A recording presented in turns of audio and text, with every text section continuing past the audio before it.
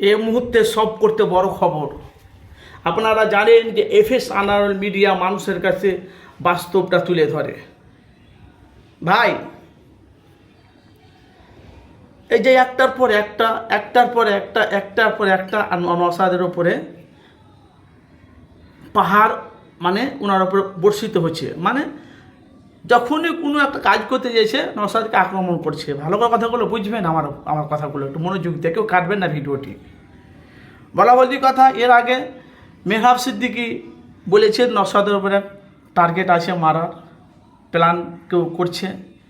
আবার ফের আপনারা জানেন যে ফুরফুরা শরীফের জুনায়েদ সিদ্দিকী, যিনি ভিডিওর মুখোমুখি আসে না, অডিও ছাড়া ওনার ভিডিও পাওয়া যায় না, আগে ছিল, সেই জুনায়েদ সিদ্দিকী বলছে নওশাদকে কেউ যদি মারে তো মানে খালে বিলে আর পানি থাকবে না, রক্ত লাল হয়ে যাবে।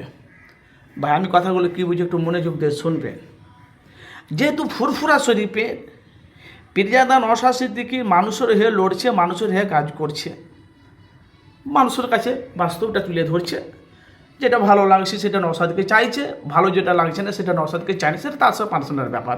কিন্তু নওশাদ সিদ্দিকীকে এই যে হুমকি দিচ্ছে, মারার প্ল্যান করছে, এই যে নওশাদের উপরে টার্গেট আসছে, যে 2026 আসছে, এই নওশাদকে টার্গেট বাংলার কিছু নেতা। শুনে আপনারা জানেন পশ্চিমবাংলার মধ্যে বিজেপি ঢোকার জন্য বাংলাতে অনেক মানে রাস্তা প্রকল্প বার করছে। আবার তৃণমূল তো বাংলায় আছে, 13 বছর আছে, ভালো করে বুঝবেন। তো এই যে নওশাদ সিদ্দিকী মানুষের হয়ে লড়ছে, মানুষের কাছে বাস্তবগুলো তুলছে, তো নওশাদকে কোন ব্যক্তি মারার হুমকি দিচ্ছে, আর নওশাদের উপর টার্গেট, বাংলার উপরে মানুষের টার্গেট কেন?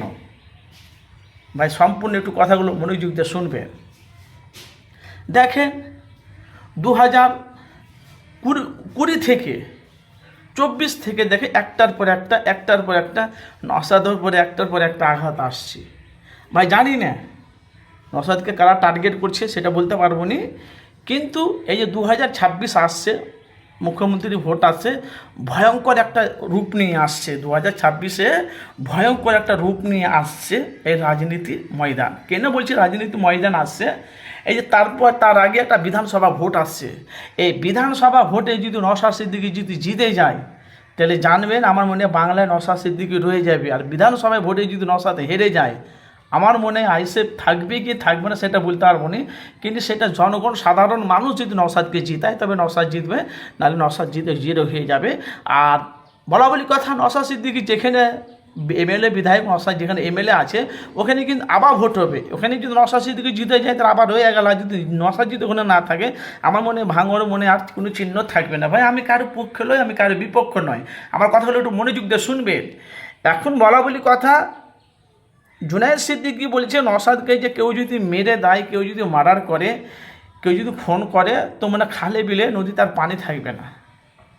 ভাই, অবশ্যই আপনারা মূল্যবান কমেন্ট বক্সে মতামত জানাবেন, নওশাদকে কারা করছে, মারার প্ল্যান করছে। নওশাদের উপরে দেখে মানুষ প্রত্যেকটা জায়গাতে মানুষের হয়ে লড়ছে, মানুষের পাশে দাঁড়াচ্ছে। সে ভোট দেখ না দেখ সেটা তার পার্সোনাল ব্যাপার, কিন্তু এই মার্ডার খুন আমাদের পশ্চিমবাংলাতে বেশি হচ্ছে।